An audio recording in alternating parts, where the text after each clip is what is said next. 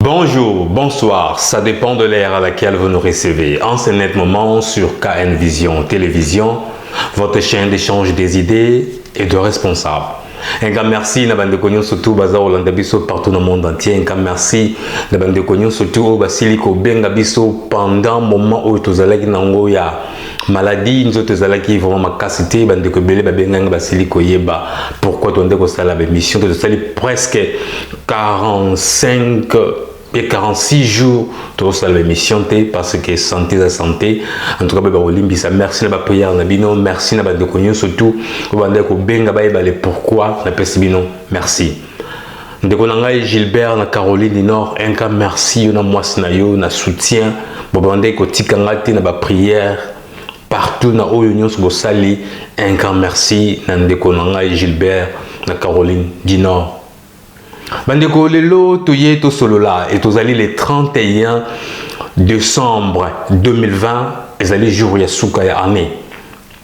Alors totala ki nzamba sili kopesa biso makasi to koma lelo malgré ba jour tozoya ko sala te na makasi tozala en moment to perdre ma santé moké mais to le but quand même to clôturer année to yeba nini oyo te koleka na kati ya République démocratique du Congo. Place makanisi na biso ezalaka place pour tenir surtout à vivre à l'étranger azana posa ayeba nini eza koleka effectivement na kati ya mboka na ye. Alors lelo toye tout na bilan oyo ya chef de l'État président na biso Félix Antoine Tshisekedi Tshilombo bilan na ye na 2020 oyo ye moko alobaki na discours asalaki na message apesaki na nation na 2019 que 2020 ekozala année action. Alors, action oyo biso bande kozela toyebite et salami ou bien et salamité ou bien oye moko ayebi et salami na o salamité. Alors biso tant que ba peuple congolais tozana posa tolinga mboka na biso makasi. Tant to les caraboué to ka ba avi ya batu moko na moko eza parce que tozana posa mboka na biso et atteindre niveau oyo biso zana ngo posa. S'il vous plaît, tozokota 2021 ba injure kofinga et ko mener Congo nulle part to bango chaque fois. Alors pour nous clôturer année to lingi to yoka ba audio ya bande ko ba vie na bango moko na moko oyo asili ko mona mboka etamboli malamu selon chef de l'État ou bien selon biso ba congolais nyonso. Ngala zana ide na ngai chef de l'État loi ki ide o ayi o biso so boyebi. Alors to yoka bandeko ndenge basili kopesa ba avis na bango poto garder ba même pensée to yeba ndenge ni tokota en 2021 congolais alingi aloba parce que ba politiciens congolais ba rendre presque biso ba congolais nyonso partout tozali to komi ba komi si biso comme ba jouer ba komi si biso comme ba tennis comme ba boule ya ping pong o ba beti biso to répondre o ya kena mouvement boye biso to répondre o ya kena vent boye biso to répondre. Alors, moi je pense que en 2021, tout l'inga vraiment tous les amis n'ont pas tout focalisé vraiment na o Italie, mboka na biso, République démocratique du Congo.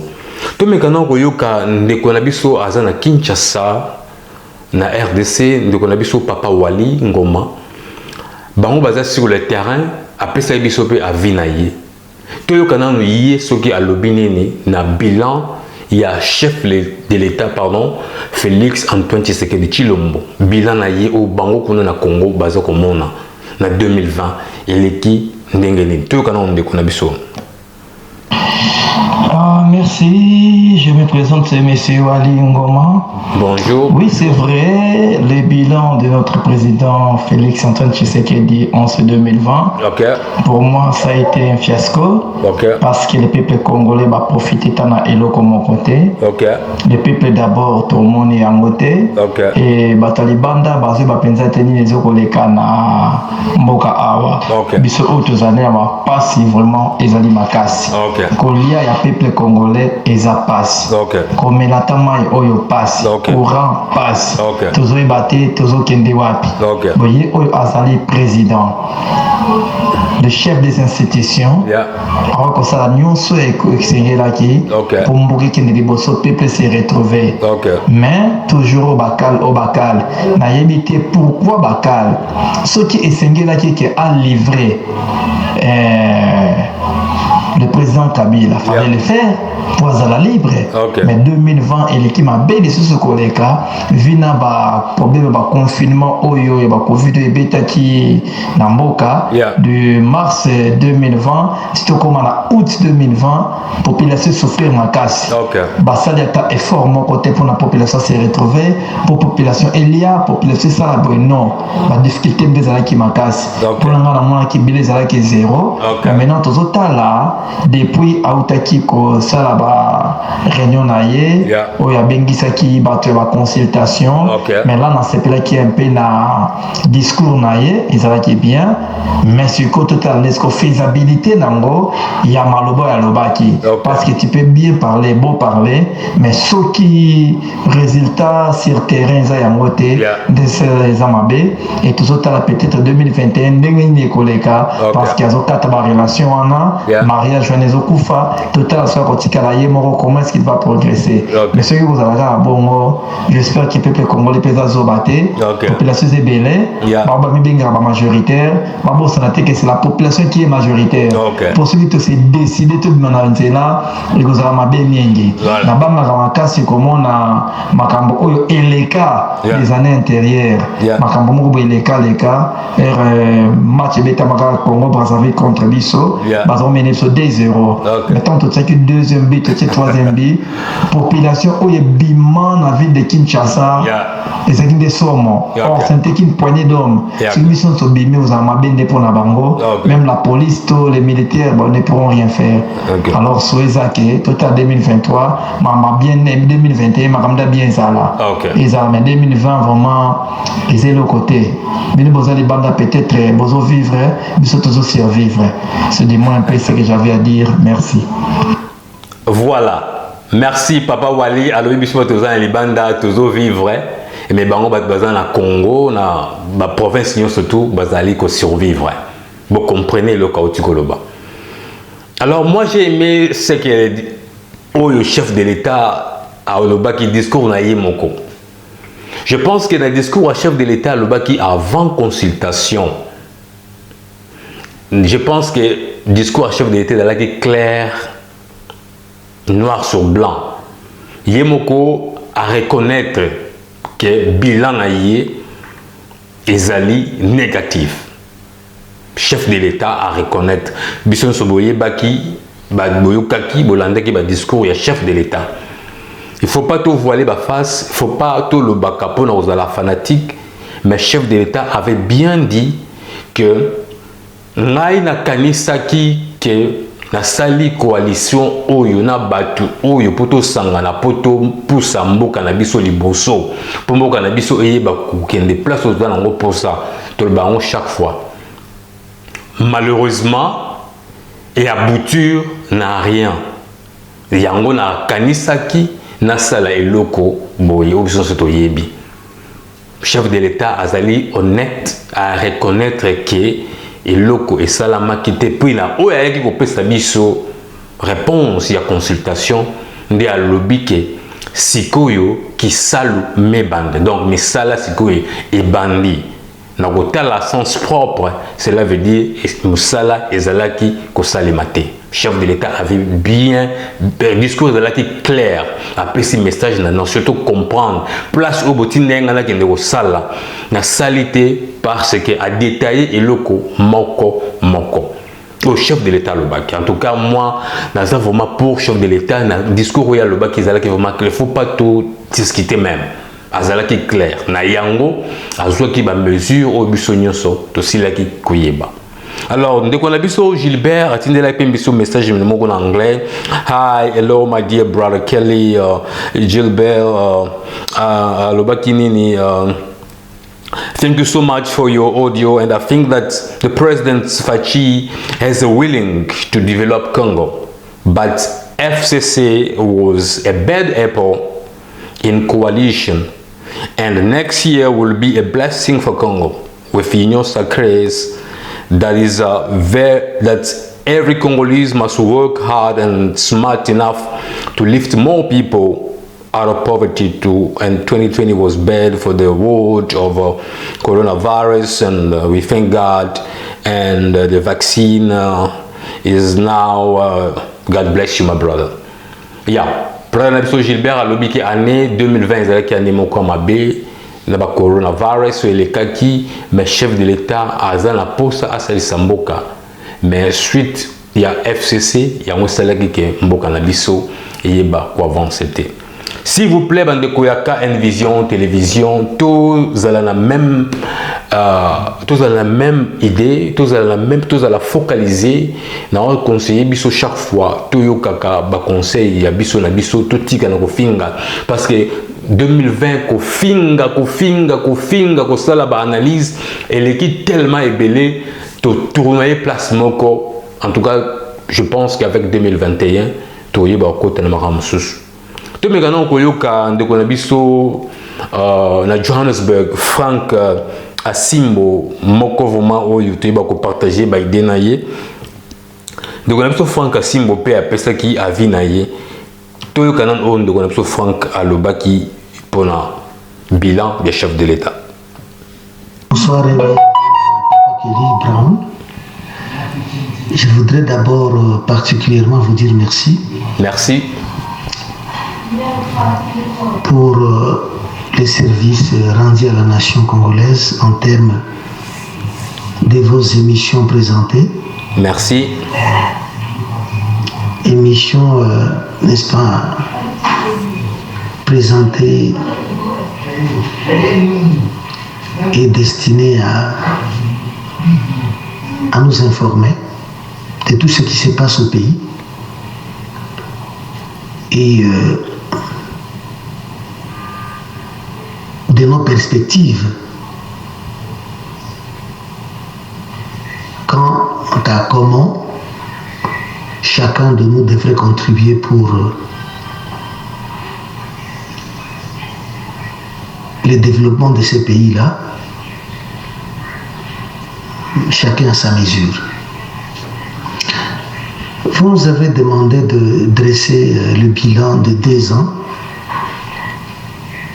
les 2 années passées à la présidence de la République de notre frère Félix Etienne Tshilombo. Moi, je crois que ces bilans-là, pour qu'ils soient objectifs, il faut lui bâtir un certain nombre de postulats auxquels nous allons nous attacher pour bâtir un développement approprié par rapport au bilan que vous nous demandez de dresser.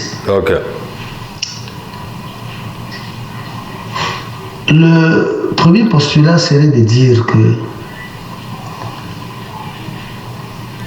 le président Kabila Joseph ne voulait pas quitter pacifiquement le pouvoir sans avoir conclu des accords en faveur de sa sécurité et de ses biens avec son successeur éventuel.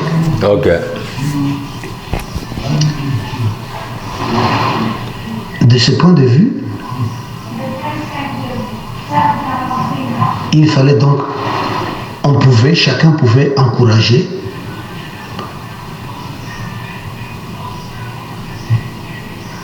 la rédaction de ces accords et son respect dans un premier temps, ne serait-ce que pour arracher ses pouvoirs politiques chez le Congolais.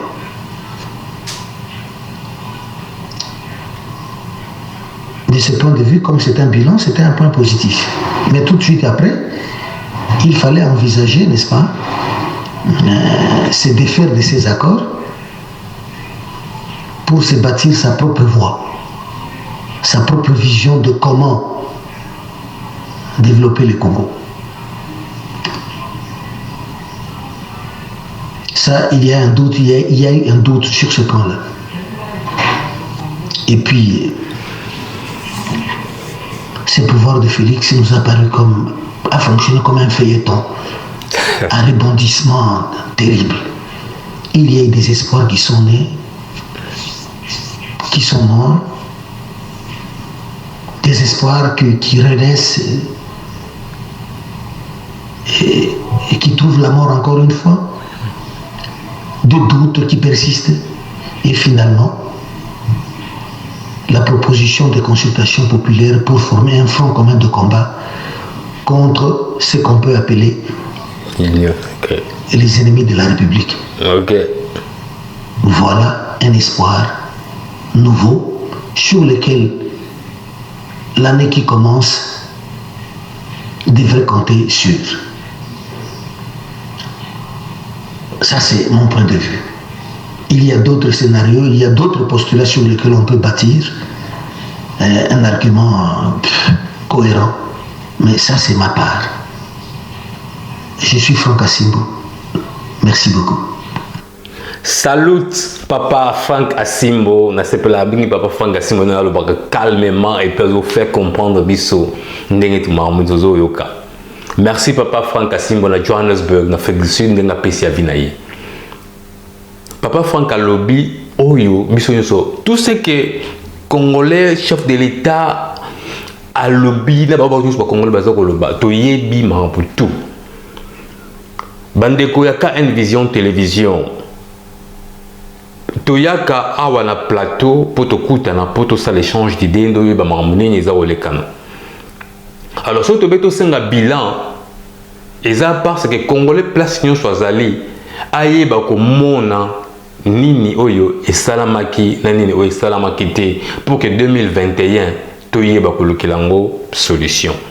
To me garoyo kana no papa donnant na Angola, ce qui est à l'obaki nini na bilan oyo. Bonjour de Kokeli Brown, bonjour Balandinho, surtout il y a KN Vision Télévision. De Kokeli Brown, au sujet, il y a bilan, il y a président Félix Tshisekedi. En rapport, il y a année 2020. À mon humble avis, je pense que d'une part, Ezali positif et de l'autre, Eza négatif. On va s'expliquer. Bon, Ezali positif, pourquoi? Parce que bon, quand même, avec présence et Félix Chilombo, tout le monde, par exemple, disons que non, beaucoup de choses ont bougé, disons, en 2020. Tout le monde n'est vraiment, donc, là, il a essayé un peu, disons, qu'on s'est libéré, disons, dans Moutunaïe, soit, disons, qui protégeait d'une façon un peu diplomatique, et puis, on est en train d'évoluer, disons, dans le bon sens, et tous autres vraiment, disons, sur le plan international. La vision c'est vraiment disons, positif. Et on espère vraiment donc, dans cette logique-là, avec cette continuité, il y a espoir disons, pour le peuple congolais. Bon, et négativité, sur le plan, disons, il y a la concession, il y a Salakina, ex-président de la République Kanambe, qui faisait, disons, que tout ne puisse pas marcher, quoi. À Tchaki, disons, les bâtons dans le roue, de sorte vraiment donc qu'ils ne réussissent pas, disons, à Babilo connu oiseau sale. Mais comme déjà il est déjà, disons, pris à son propre piège, maintenant on espère vraiment donc aller au Tokobanda et puis ça me solution moko et puis résultat moko positif. Voilà, je n'ai rien, disons, augmenté là-dessus. On laisse le temps au temps, on verra, disons, c'est que l'avenir nous proposera et c'est que l'avenir va nous donner quoi comme solution et on va pouvoir être un peu patient et on verra. Voilà, merci. Merci Papa Donna habite aux à la patient que 2021 tu espérer que ma campagne peut changer. En anglais, if you believe ceux qui sont morts croire, ceux qui sont morts positivement pour la République démocratique du Congo, vous voulez que tous à la stationner dans un juge, à chaque fois que ma vie nulle part, mais papa donner lobby, tous à la patient, même discours où il y a papa Franck Asimbo, ils allaient qui peut la même ligne à papa donnant. Comme ça, tout l'anda papa Nabiso Alpha. Merci mon frère Kelly, Anne Sili. Et c'est pas pour nous amener avec sa mission non. Donc à Folia. Alors que ça veut que biso force à Kokima. Muna. Pour tozolo ba bazon de mangote. Tolobi bandimite. Tolobi sur que ça nini sur que suka wapi. Par le salaire mariage civil militaire tout ça yango. Toujours dénoncé, mais tant qu'on dénoncé Munguna, il y a des bases de Bakangio, tu évites sur le Tosuka Wapi, dans ma cambo oyo. Ok. Mais il s'agit que Motakolobi la mission de Azate, mais Bila, il y a le président Nabiso Félix qui s'était dit. Namboka Nabiso, à la province Nabiso à Nord Kivu. Surtout à la Beni. Les a X ou bien les a 1000 à Sagata et beaucoup Moroté pour avoir besoin de la sécurité. Mais sécurité en haut, les a dépôt depuis Azawana. Batubazo Kufa Kaka, le Kola Nyama.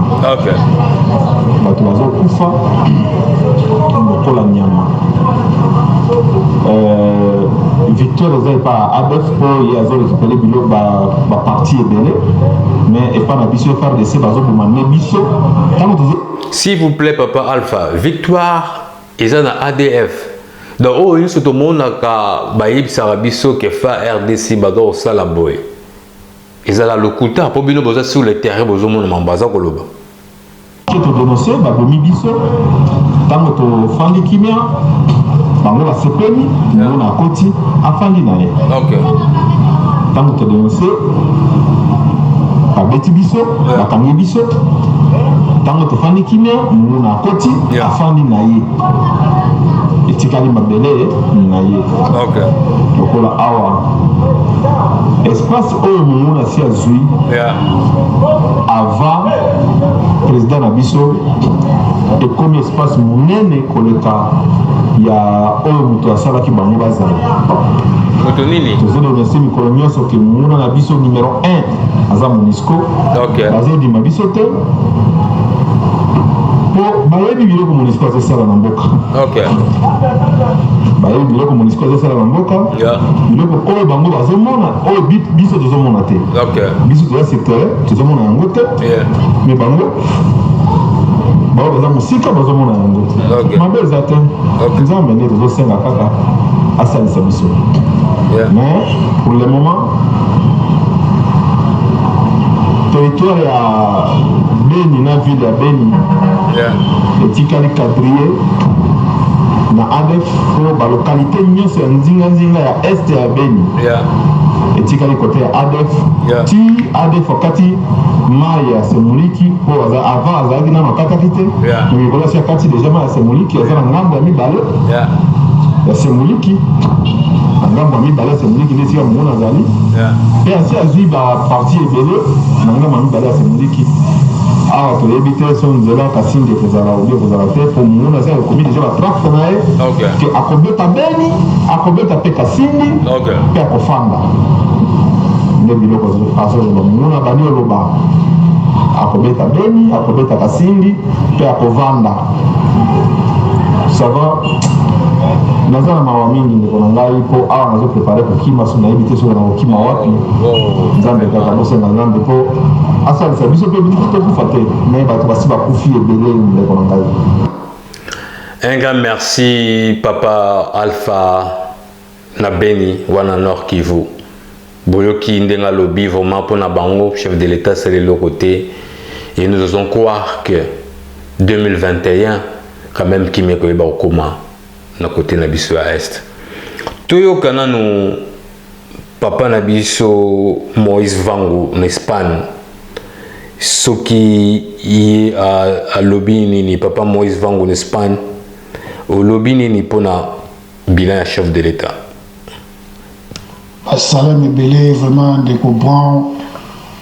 Bonne fête, Nzambe akomisa mape asalisa biso nyonso na mokili. Merci. Asalisa yo makasi. Merci.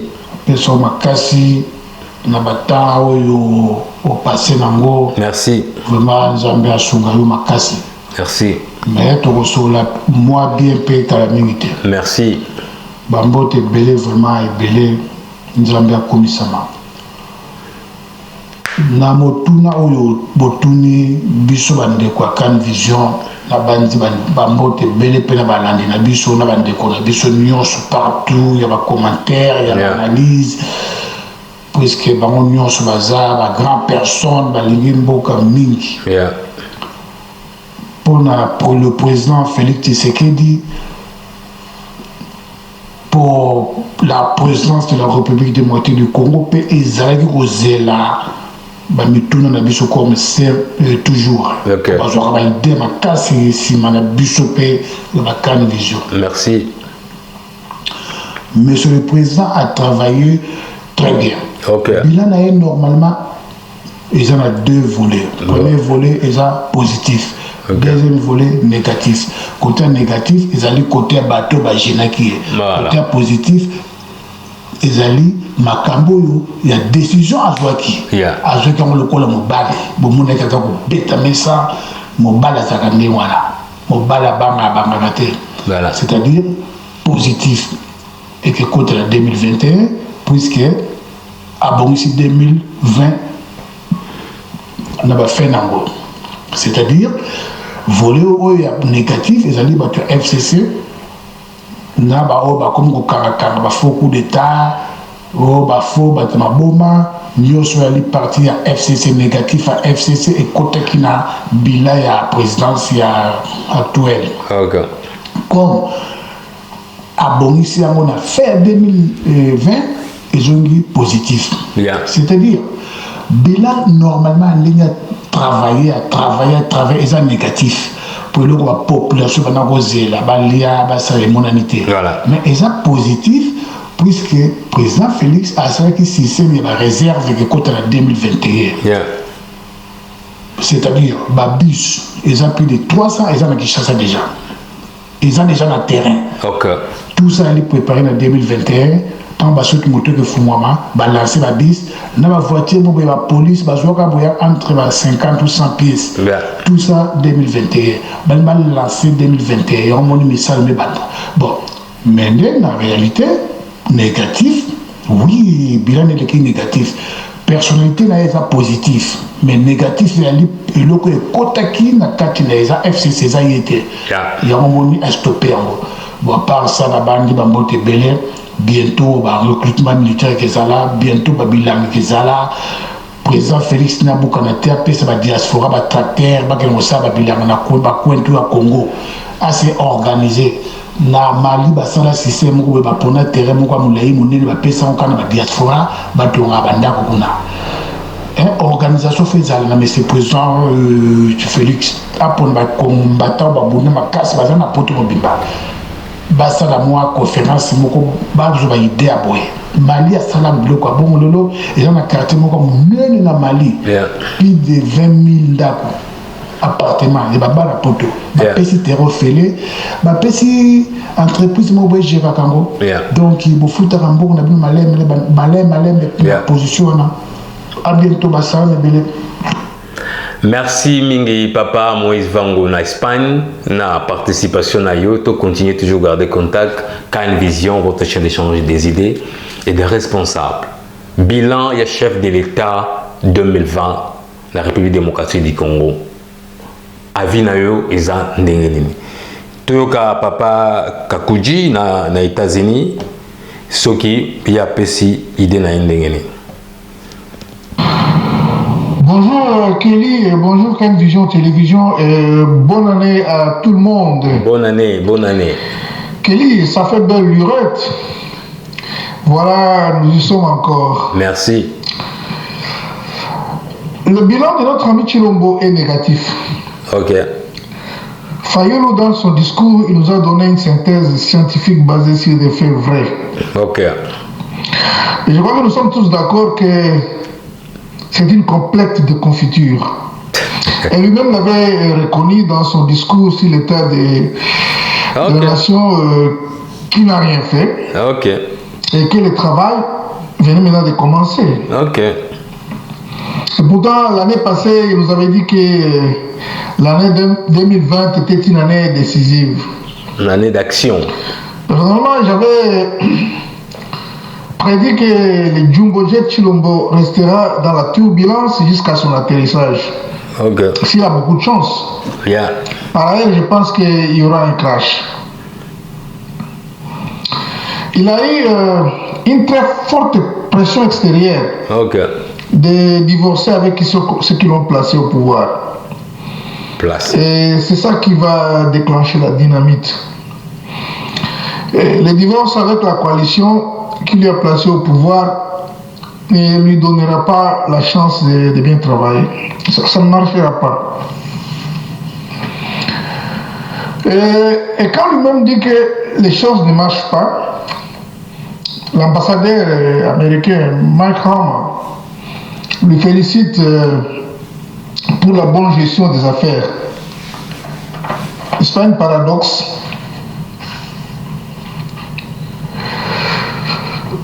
L'union sacrée qui vient de former ou qui vient créer était un broglio. Presque tous les membres du FCC y sont entrés. Presque tous les membres du FCC sont dans l'union sacrée. Alors, c'est quoi juste l'union sacrée? C'est un parti politique. Et l'union sacrée en question, elle est là pour combattre qui? Elle s'oppose à qui? Aux Rwandais qui sont dans les gouvernements. Si oui, les Banyamulenge ne sont plus congolais, comme il avait dit à Londres. Et Chilombo n'est plus avec Kagame. C'est pourquoi il ne veut pas nous donner son dernier mot, sa décision sur le dossier de Minembwe. Kagame est toujours avec les Américains, vous savez, le machin, comment ça s'appelle encore? L'état-major, disons, des États-Unis sur l'Afrique centrale se trouve à l'Africom, là, se trouve à Kigali, n'est-ce pas?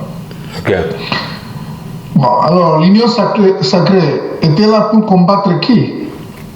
Pour s'opposer à qui? Moi je me pose beaucoup de questions. Katumbi est avec Kagame, Bemba est avec Museveni, et Chilombo est avec les Américains. Bon. Maintenant, ils sont contre qui? Kabila? Alors, dans ce cas-là, moi je pense que cette union nous donnera beaucoup plus de vinaigre et de l'absinthe. Attendons voir comment les diables vont devenir des saints. Ok, merci beaucoup Kelly. Et bye bye. Un grand merci, Papa Kakuji. Boyo qui réaction na yi ndenga lobby, Papa Kakuji. Asepela lobara toujours au réseau de l'amtémanaye. C'est ça la démocratie. Donc, yo moni par na yo au lobby. Sans injure, to ebaka ndenge nini toza ko évoluer. To kana ndo kona biso Simon na Nairobi na Kenya. Soki aloba ene. Zama mulai mena osala ngoma briefing. Bonsoir, Bandekono sur la TN Vision TV. Bonsoir, Ndeko, les journalistes. Bon.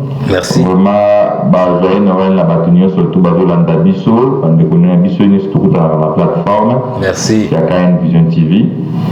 Et Nzambe Apambola Bisso. Merci. Commission Nzambe parce que ça Bisso Ngolo, tout le monde, ce côté sur 2021, et puis qui m'a malade, mais pour ça. Merci. Bon, on a mon tour là, au team de la Bisso, par rapport au bilan chef de l'État. Bon, nako mekako pesa ba makanisi nangai par rapport Mutuna Olo en 3 parties. 3. Première partie, vous allez sur le plan politique. Ok. Et deuxième partie, vous allez sur le plan social. Ok. Et troisième, vous allez sur le plan économique. Ok. Premièrement, sur le plan politique, le président de la République est bilan positif. Ok. Pourquoi? C'est parce que ça n'est pas mon nez.